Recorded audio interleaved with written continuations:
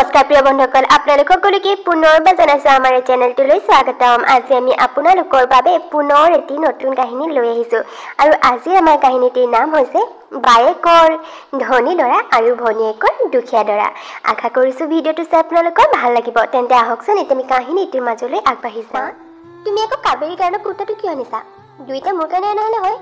তাই যদি নতুন কাপোৰ পিন্ধিবলৈ লয় মোৰ নিচিনা তেনেহলে মোৰ পুৰণা কাপোৰবোৰ কোনে পিন্ধিব গতিকে তাইক দিয়াৰ কোনো প্ৰয়োজন নাই এইটো কুৰ্তাও মই লৈ ল'ম তাই মোক পুৰণা কুৰ্তাবিলাক লৈ ল'ব ধেত পৰি তেনেকৈ কিয় কওঁ বাৰু তই কথাবিলাক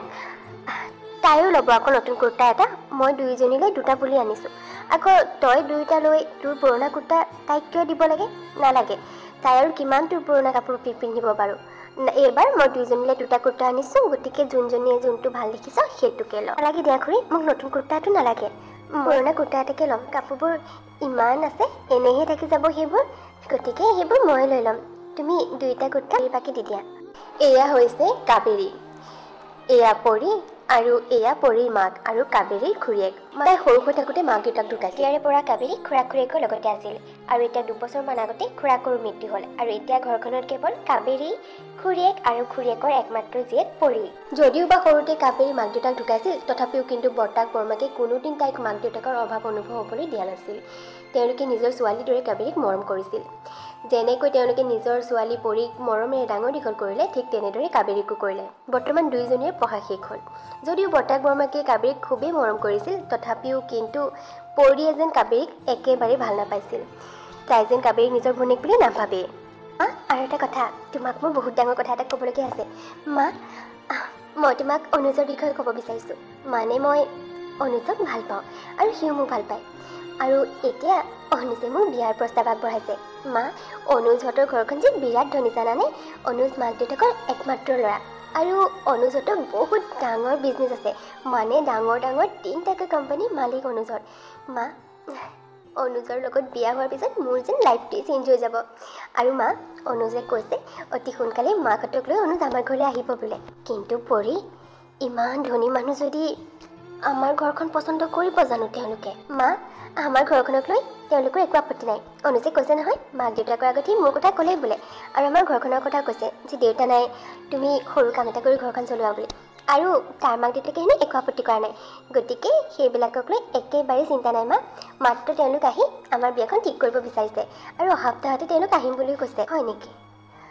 দে ঠিক আছে তেনেহ'লে তেওঁলোক আহিব বিচাৰিছে যদি আহিবলৈ ক'বি যদি তেওঁলোকৰ একো আপত্তি নাই সেয়াটো আৰু বহুতেই ভাল কথা তাতে তই নিজেই পচন্দ কৰিছ যেতিয়া মোৰো একো ক'বলগীয়া নাই তই সদায় সুখী থকাটোহে মই বিচাৰোঁ হ'ব দে আহিবলৈ ক'বি আৰু কাবেৰী তোৰো এনেকুৱা কোনোবা ভাল লগা আছে নেকি আছে যদি কৈ দে তহঁত দুয়োজনীৰে বিয়াখন একেদিনাই ঠিক কৰি পেলাম একেখন ৰভাৰ তলতে তহঁত দুয়োজনী বায়েক ভনীয়েকৰ বিয়াখন পাতিম তেতিয়া আৰু মোৰ ডাঙৰ চিন্তা দুটা কমিব তহঁতক ভাল ঘৰ একোখনলৈ উলিয়াই দিব পাৰিলে আৰু মই শান্তিত মৰিব পাৰিম খুৰী আচলতে মই তোমাক ক'ম বুলি ভাবিছিলোঁৱে মানে ময়ো ল'ৰা এজন পচন্দ কৰিছোঁ তাৰ নাম প্ৰতিম আমাৰ ওচৰৰ যে গাঁওখন তাতে সিহঁতৰ ঘৰ খুৰী ল'ৰাজনৰ ঘৰৰ মানুহো আহিম কৈছে আমাৰ ঘৰলৈ আৰু প্ৰতিমে হেনো মোৰ কথা ঘৰত কৈছেও তেওঁলোকৰো একো আপত্তি নাই বুলি কৈছে কি দে বৰ ভাল কথা তেনেহ'লে তহঁত দুইজনী নিজৰ মন পচন্দৰ মানুহ বিচাৰিয়ে থৈছ হ'ব দে আইহঁত তহঁত সুখত থকাটোহে মোক লাগে পিছে কাবেৰী প্ৰতিমে কাম কি কৰে খুৰী প্ৰতিমে চহৰতে কোম্পানী এটাত সৰু চাকৰি এটা কৰে সেয়াই আৰু তাৰ দেউতাকে খেতি কৰে সিমানেই তাৰমানে তই গৈ সেইটো ল'ৰাহে বিচাৰি পালেগৈ কোম্পানী চাকৰি কৰা ল'ৰাটো আৰু হয়ো বাৰু দেচোন তোৰ লগত সিয়ে মিলিব বাৰু তই যিহে দেখিবলৈ গাঁৱলীয়াজনীৰ নিচিনা ভাল যে সিও পতিলে বুলিহে মইতো ভাবিছিলোঁ তোৰ লগত কোনো নপতিবই হ'ব দে ঠিকেই আছে তোৰ লগত মিলাই পতাইছ বাৰু সঁচাকৈ দেই তই মোৰ লগত কলেজলৈ অহা যোৱা কৰিলিহে পঢ়িলি কিন্তু মোৰ নিচিনা স্মাৰ্ট হ'ব নোৱাৰিলি দেখিছ মই গাঁৱৰ ছোৱালী হৈও কিমান স্মাৰ্টলি ইমান ধনী ল'ৰা এটা পতাই পেলালোঁ আৰু এতিয়া মই সেই কোটিপতি ঘৰত বোৱাৰী হ'বলৈ ওলাইছোঁ আৰু তই তই আকৰিছি আখৰিয়ে হৈ থাকিলি কাবেৰী এতিয়া তই সেই কোম্পানী চাকৰি কৰা ল'ৰাটো ঘৈণীয়েক হবিগৈ কাবেৰী মনে মনে থাক তই সঁচাকে কথাবোৰ কোৱাৰ আগতে ভাবি চিন্তি নাচাওঁ নহয়নে কোনোবাই ভাল পায় বেয়া পায় সেইবোৰ তাৰমানে তই একোৱে নাভাব হ'ব দে কাবেৰী তেনেহ'লে কেতিয়ালৈহে এই প্ৰতিমৰ ঘৰৰ মানুহখিনিক আহিবলৈ কবি তাৰ কিছুদিনৰ পিছতেই বিয়াৰ কথা আলোচনা কৰিবলৈ বুলি প্ৰথমতে অনুজ আৰু তাৰ মাক পৰিহঁতৰ ঘৰলৈ আহিল পৰি মাকৰ লগত বিয়াৰ কথা আলোচনা কৰিবলৈ পৰি দেখি অনুজৰ মাকেও পচন্দ কৰিলে আৰু সেইদিনাখনি বিয়াখন যেন ঠিকেই হৈ গ'ল আৰু তাৰ দুদিনৰ পিছতে আহিল এইফালে প্ৰতিমা আৰু তাৰ মাক কাবেৰী খুৰীয়েকৰ লগত তাহাঁতৰ বিয়াৰ কথা পাতিবলৈ আৰু কথামতে সেইখন বিয়াও ঠিক হৈ গ'ল আৰু এইফালে পৰীৰ মাক আৰু কাবেৰী খুৰীয়েকে দুইজনী ছোৱালীৰ বিয়া এমাহৰ ভিতৰতে ঠিক কৰি পেলালে আৰু চাওঁতে চাওঁতে বিয়াৰ দিনটো পালেহি আৰু দুইজনী ছোৱালীৰ বিয়াখন সুকলমে হৈ গ'ল আৰু তাৰপিছতে বোৱাৰী হৈ অনুজৰ ঘৰলৈ গুচি গ'ল পৰী আৰু প্ৰতিমৰ ঘৰলৈ বোৱাৰী হৈ আহিল কাবেৰীৰ ঘৰখন মানে তাই যিখন ঘৰলৈ বিয়া হৈ গৈছে দুখীয়া কিন্তু তথাপিও মানুহবোৰ খুবেই মৰমীয়াল প্ৰতিমে তাইক খুবেই ভাল পায় লগতে এতিয়া প্ৰতিমৰ মাক দেউতাকো একেবাৰে তাইক নিজৰ ছোৱালীৰ দৰে আদৰি লৈছে গতিকে নতুন ঘৰখনলৈ আহি তাই দুখীয়া যদিও কিন্তু একো যেন অভাৱ অনুভৱ কৰা নাই কাৰণ মৰমেৰে গোটেই ঘৰখন ভৰপূৰ হৈ আছে আৰু এইফালে অনুজৰ কোটিপতি ঘৰৰ বোৱাৰী হ'লহি পৰী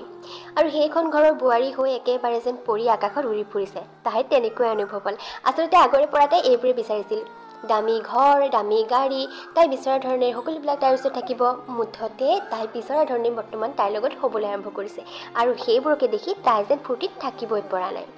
আৰু তেনেকৈ এতিয়া দুইজনী ছোৱালীয়ে দিনবোৰ পাৰ হ'বলৈ ধৰিলে তাৰপিছতে এদিন হ'ল পৰীৰ বাৰ্থডে আৰু বাৰ্থডে দিনাই অনুযায়ী পৰী গিফ্ট কৰিলে এখন দামী গাড়ীখন দেখাৰ লগে লগে ফূৰ্তিতে যেন এতিয়া পৰী নাচি উঠিব তাই তেনেকুৱা লাগিল মুঠতে একেবাৰে ফূৰ্তিত আত্মহাৰা তেনেকৈ পুনৰ দুদিনমান পাৰ হ'ল অনুজ ব'লা না আজি ক'ৰবালৈ ফুৰিবলৈ যাওঁ বিয়াৰ পিছত তুমি ক'তো মোক ফুৰাবলৈ নিয়াই নাই আমি একেলগে ক'তো গৈয়ে পোৱা নাই বিয়াৰ পিছত আৰু বিয়াৰ অকল দুদিনলৈকে যেন তুমি কামৰ পৰা ছুটি লৈছিলা তাৰপিছতে আকৌ আৰম্ভ হৈ গ'লা খালি কাম আনকি তোমাৰ যেন মোৰ লগত কথা পাতিবলৈও সময় নাই মোৰ বাৰ্থডে দিনা আনকি অকল তুমি মোক গাড়ীখনে যি গিফ্ট কৰিলা বাকী বোলে ক'ৰবালৈ উলিয়াই লৈ যাওঁ কিবা এটা স্পেচিয়েল কৰোঁ মোৰ কাৰণে নাই সেইবিলাকত যেন তোমাৰ একেবাৰে টাইমেই নাই পৰী মোৰ সঁচাকৈ টাইম নাই তুমিচোন দেখিছাই কিমানবোৰ কাম একেলগে চম্ভালিব লাগে মই অকলে গতিকে এইবোৰ কৰি ফুৰিবলৈ মোৰ একেবাৰে টাইম নাই আৰু মই এইবোৰ একেবাৰে ভালো নাপাওঁ গতিকে প্লিজ এইবোৰ কথা মোক কৈ নাথাকিবা এতিয়া মোৰ অফিচলৈ যাবলৈ দেৰি হৈছে যাবলৈ দিয়া সেই বুলি কৈ অনুজ অফিচলৈ ল'ৰালৈকে ওলাই গুচি গ'ল ইমানকৈ ক'লোঁ কিন্তু অনুজে মোক ক'তো লৈ নগ'ল সদায় খালি অনুজৰ এইবোৰে কথা আৰু সঁচাকৈ অনুজ ইমান ব্যস্ত হৈ থাকে মোৰ লগত যেন ভালকৈ কথা এটা পাতিবলৈও তাইৰ সময় নহয় কিবা অকলৰে অনুভৱ হ'বলৈ আৰম্ভ কৰিছে আজিকালি এটা কাম কৰোঁ আজি নহ'লে কাবেৰীক ঘৰৰ পৰা এপাক আহোঁগৈ তাইক মোৰ দামী গাড়ীখন দেখাই অকণমান জ্বলাই থৈ আহিব পাৰিম আৰু মোৰ ঘৰৰ বিষয়ে মোৰ দামী দামী কাপোৰ জুৱেলাৰী এইবিলাকৰ বিষয়ে কৈ জ্বলাই থৈ আহোঁগৈ আৰু চাইও আহিম তাইনো সেই ভিক্ষাৰীৰ নিচিনা ঘৰখনত কিটো ৰূপত আছে এইবুলি কৈ তাই নিজৰ নতুন দামী গাড়ীখন লৈ কাবেৰীহঁতৰ ঘৰ পালেহি আহি কাবেৰীক গাড়ীখন দেখুৱালে আৰু তাৰপিছতেই তাই নিজৰ দামী ব্ৰেণ্ডেড কাপোৰ কানি জুৱেলাৰীবিলাকৰ কথা কৈ তাইৰ আগত বাহাদুৰি মাৰিলে মুঠতেতো কি ক'ম আৰু কাবেৰী আমাৰ ঘৰত নাই কি সেইটো সোধ আগতে কিমান গৰমত দিন কটাইছিলোঁ মই নহয়নে আৰু এতিয়া আমাৰ ঘৰৰ হলৰ পৰা একেবাৰে কিটচেনলৈকে চবতে এচি মুঠতে ঠাণ্ডা দিন নে গৰম দিন ধৰিবকৈ নোৱাৰোঁ ভিতৰত সোমাই থাকিলে আৰু বাহিৰলৈ ওলাই আহিলোঁ এচি গাড়ীতে আহোঁ আৰু ক'ৰবালৈ গ'লেও আমি দামী ৰেষ্টুৰেণ্ট দামী শ্বপিং মল এইবিলাকলৈ যাওঁ চবতে মুঠতে এচি তহঁতৰ ঘৰলৈ আহিহে ফিল কৰিছোঁ গৰম কিন্তু এবাৰ পৰিছে আকৌ দেই আৰু কচোন তোৰ অৱস্থাটোৰ কথা ক তই চাগে এই গেলা গৰমত আৰু এই জুইতহে ভাত বনাবলগীয়া হৈছে তোক দেখিয়ে বুজিব পাৰিছোঁ সঁচাকৈ বৰ কষ্টৰ দিন কটাইছ ন সেইকাৰণে আকৌ তই ইমান দুখীয়া ল'ৰাটো পতাব নালাগিছিল মোৰ নিচিনাকৈ ধনী ঘৰৰ ল'ৰা এটা পতাব লাগিছিল তেতিয়া তয়ো আৰামত মোৰ নিচিনাকৈ দিনবোৰ পাৰ কৰিব পাৰিলিহেঁতেন কৰিবা এনেকৈ কিয় কৈছা বাৰু আচলতে মই এইখন ঘৰলৈ বোৱাৰী হৈ আহি প্ৰতিমৰ লগত বিয়াত বহি একেবাৰে পস্তোৱা নাই বৰঞ্চ মোৰ এনেকুৱা লাগিছে যেন তেওঁৰ লগত বিয়া হোৱাৰ সিদ্ধান্তটো মোৰ জীৱনৰ আটাইতকৈ শুদ্ধ সিদ্ধান্ত আছিল এইখন ঘৰ দুখীয়া হ'ব পাৰে টকা পইচা ইমান নাথাকিব পাৰে এওঁলোকৰ ওচৰত কিন্তু ইয়াৰ মানুহবোৰ বহুত বেছি ভাল, বহুত বেছি মৰমীয়াল। মা দেউতা প্ৰতি সকলোৱে যে মোক কিমান মৰম কৰে। আচলতে টকা পইচা কমকৈ থাকিলেও মই এইখন ঘৰত বহুত বেছি সুখত আছোঁ বা। তুমি যেনেকৈ এইখন ঘৰত সুখত আছা, ময়ো এইখন ঘৰত সুখত আছোঁ। আৰু প্ৰতিমেতো ক'ব নালাগে, যিমানেই লাগিলে কাম নাথাকক তথাপিও দিনটোত অকণমান সময় মোৰ কাৰণে উলিয়াই। এতিয়া পৰহি চোৱাচোন, পৰহি আমি আবেলি সময়ত বজাৰৰ ফালে ওলাই গৈছিলোঁ। প্ৰতিমে দিনটো অফিচত কাম কৰি আহি আকৌ সন্ধিয়া অকণমান মোৰ মনটো বেয়া লাগি আছে বুলি ভাবি মোক উলিয়াই লৈ গৈ আমি দুটাই চাট এখনত ঘুগুনি খালোঁ, পকৰি খালোঁ, মনৰ কথা পাতিলোঁ। এইবোৰেই আমাৰ কাৰণে ফূৰ্তি বা। মই সঁচাই এইখন ঘৰত বহুত বেছি ফূৰ্তিত আছোঁ। সন্ধিয়া অকণমান উলিয়াই লৈ যাওঁতে একেবাৰে বৰ ফূৰ্তি।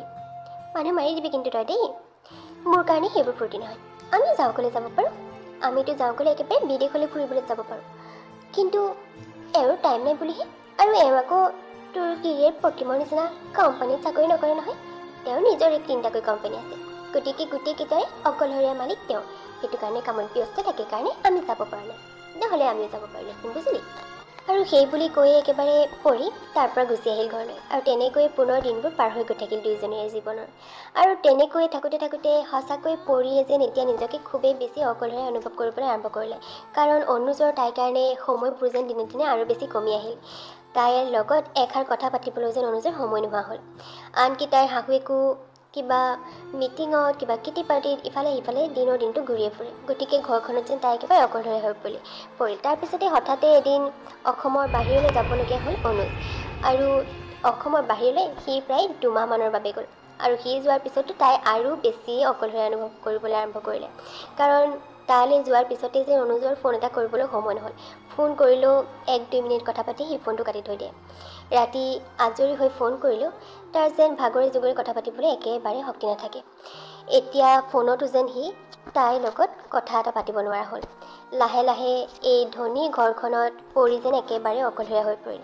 আৰু তেনেকৈ চাওঁতে চাওঁতে যেন তাই কিবা ডিপ্ৰেশ্যনত যাবলৈ আৰম্ভ কৰিলে। আৰু এদিন হঠাতে তাই বেছিকৈ অসুস্থ হৈ পৰিল। সেইদিনাখন ইফালে শাহুৱেক আৰু শহুৱেকো ঘৰত নাছিল। কিন্তু এইফালে খবৰটো পাই তাইৰ ভনীয়েক কাবেৰী আৰু তাইৰ গিৰিয়েক দৌৰি আহিল। আৰু আহিয়ে পৰীক হস্পিটেলত এডমিট কৰালে।